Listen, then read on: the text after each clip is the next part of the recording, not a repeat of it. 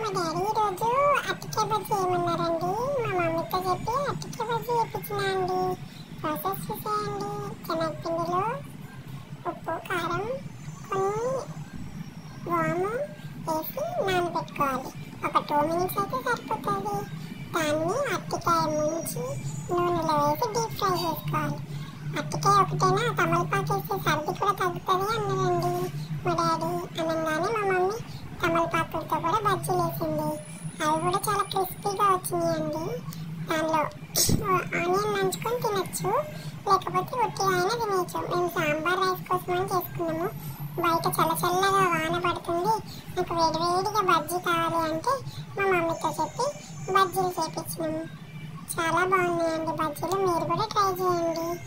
ఎప్పుడు బయట కొనుక్కొని తినడం కాదండి, ఇంట్లో ట్రై చేస్తే మనం హెల్దీగా కూడా ఉంటాము. అందుకే ఇంట్లోనే ఏదైనా సరే ప్రిపేర్ చేసుకోవాలి. Thank you guys. Please like, share, subscribe to my sisters formula channel.